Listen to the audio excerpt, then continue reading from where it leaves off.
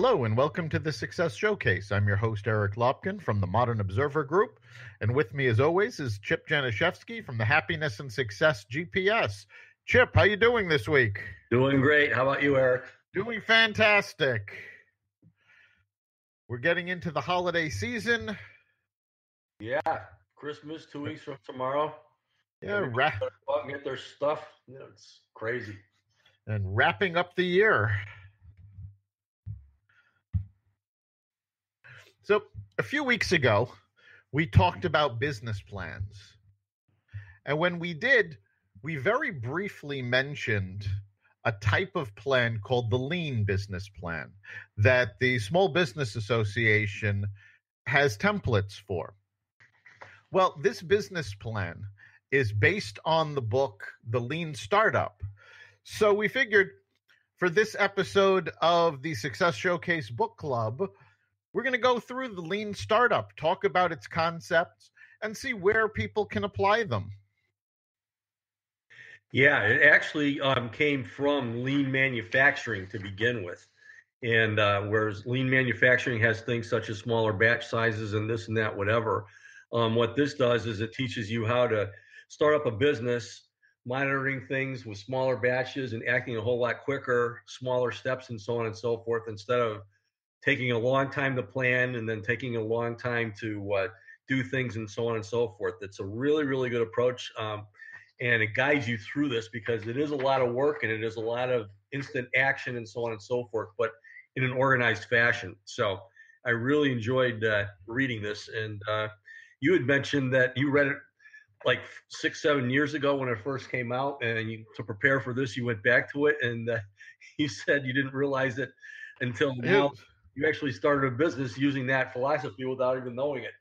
I did. One of the businesses I run is called Support Info Go. And when I launched it, I did not realize I was using the lean startup method. But it had sort of gotten ingrained into the back of my head and popped up when I started this new business.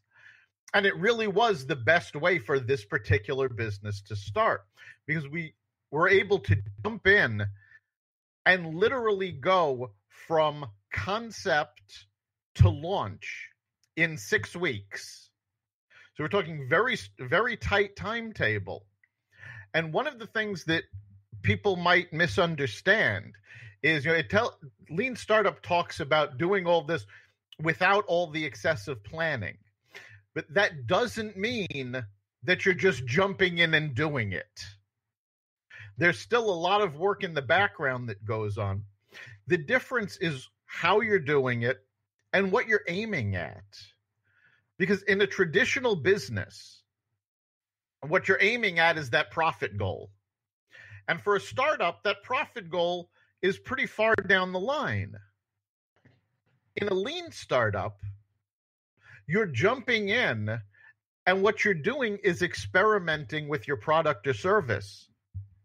So you're starting with small batches of customers, small products, figuring out with those customers what works and what doesn't, and taking those lessons and then applying it to growing the product. And one of the things about it is that it starts with, instead of having a finished product, it starts with something that they call an MVP, which is not most valuable player, but it's a minimum viable product. It's something you just start with that you can build off of. And they use concepts called validated learning. And in my notes here, it says the unit of progress for lean startups is a validated learning, a rigorous method for demonstrating progress when one is embedded in the soil of extreme uncertainty. The bottom line is you don't know what's going to happen until you get going with it. And as you mentioned, a lot of businesses start with profits in mind, but the most important thing is, who is your customer? What do they want? What are they going to pay for? And that's what it's all about. And if you are not addressing that, it's a license for failure. So what this is all about, and it has certain principles, saying that entrepreneurs are everywhere. You don't have to work in a garage to be in a startup. But it also talks about entrepreneurship being management. So it's not just ideas, but it's management. And it talks about a quantification process, the validated learning, called innovative accounting, which is a brand new method of analyzing what's going on rather than the numbers, and then pivoting or refreshing what you're doing and so on, that kind of thing. So there's a lot of different principles, all of which have to be acted upon quick. But the bottom line is you got to start with something minimum. You got to learn from what you're doing, measure the results, and you got to be able to shift on the fly or say, hey, this is a good one. Let's keep this going. And those concepts are really, really neat. Right. And what I really loved about it is that all of these concepts start with the scientific method. So it gives you that methodology to follow. And for those of you who are a long time out of high school chemistry, the scientific method starts with form a hypothesis. Then you create an experiment to test that hypothesis, draw a conclusion. Was the hypothesis right or not? And then it starts all over again with the next steps. So you're almost forced. Learn. You're almost what? Yeah, they talk about continuous innovation. It's the build, measure, learn process, and they have a diagram that has a circle around that. The build, measure, learn is on the outside, and then on the inside you have your code, you have your data, you have your experiences, and all these different things. But it's an ongoing process. But if you really think about that, build, measure, learn. It's do something, measure what's going on, and then learning from it, and just keep the process going. Right. And to give you an example from the business I built using Lean Startup, what Support Info Go does is it creates web and email based calendars to connect people with medical disabilities and medical conditions to support groups, educational presentations, things like that. Well, the first thing we had to do was figure out if there was an audience for this. So rather than going full blown with a whole bunch of different conditions and having events everywhere, we did a very small test. We did just for multiple sclerosis and just in the state of Connecticut. And we gauged what kind of response we got. The response we got told us we were definitely on the right path. So we expanded out to all of New England. And we took the data from that and kept expanding based on the data. We were able to figure out the best ways to list the events, the best ways to get the events to people, whether it was on a website, through emails. But we did it small first and then took those lessons to go out. Yeah, so you actually went through the process it talks about here. It's not the question of whether the product can be built, because there's a lot of things that get built that nobody's interested in. But the question, especially in your case, is should this product be built? It was a whole new concept of providing this information for events going on and so on and so forth. And you tested it small and answered the question whether you could build a sustainable business around that set of products and services, because you took one and now you have several different initiatives going based upon the same concept. And I'm sure that you saw what this possibly could grow into, but it grew into something that's huge very, very quickly. And it's kudos to you and Ray, who we definitely have to get on sometime to talk about. Yes, we do. But it's just kudos to the two of you for getting this thing going. It's amazing. And what this does is it provides resources for all different types of diseases and problems that people have. In this case, it started with multiple sclerosis, but you have things going for cancer and a lot of other different things. And it's just providing resources, meetings that are going on, ways for people to post stuff in a very, very organized fashion. And it's fantastic. And now Ray's planning on going on a bus to market this throughout the country. Yes, it's turned into a huge business.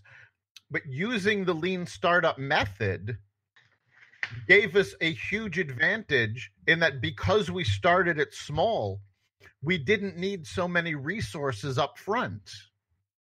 So we were able to build what we needed as a proof of concept, see if people actually wanted to use it, and then build it out little by little, again, testing all along the way. If we had done this in a more traditional method where we designed the entire product and put together the best possible product we can and get it all out and launch it big, it would have cost a fortune, and we probably wouldn't have been able to do it. This alternate method of launching really gave us a much better idea of what was needed, and also a way to do it with limited resources.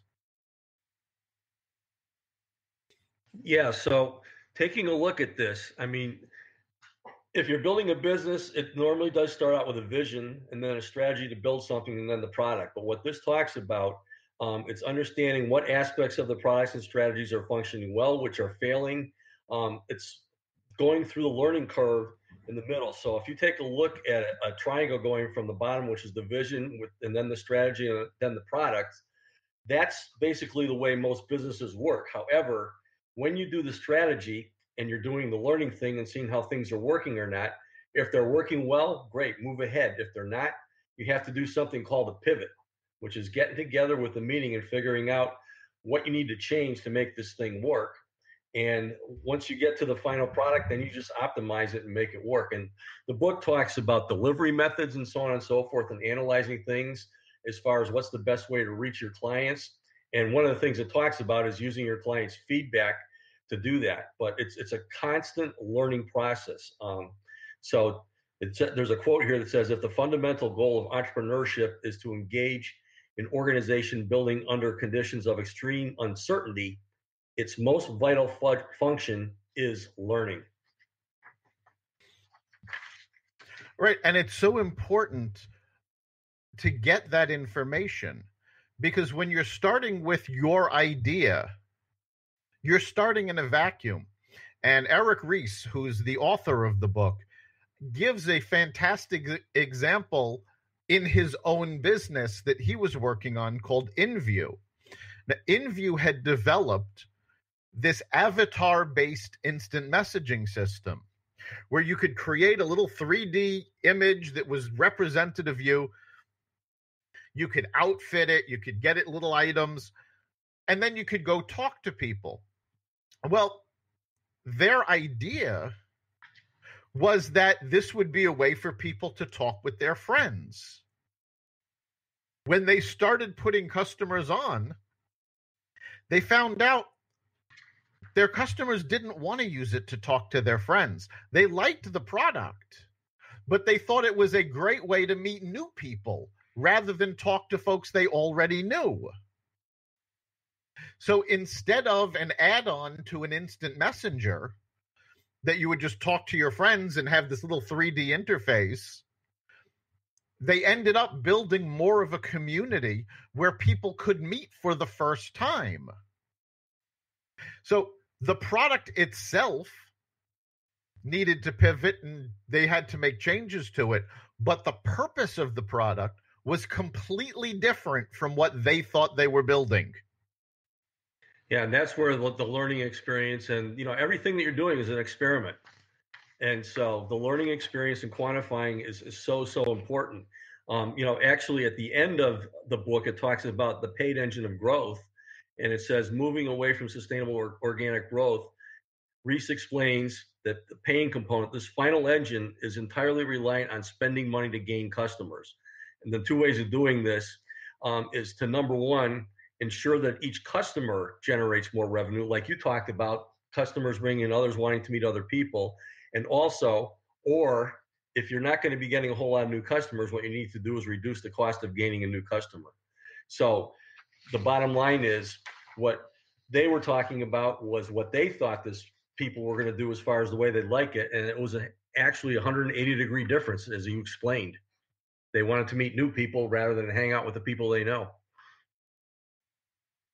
Yeah, it's so important to be able to speak with your customers and get the ideas that they're interested in and get their point of view on your product or service. But a simple focus group doesn't really do it. And you can't simply ask. I mean, Steve Jobs famously said, if he had asked people what they wanted in a phone,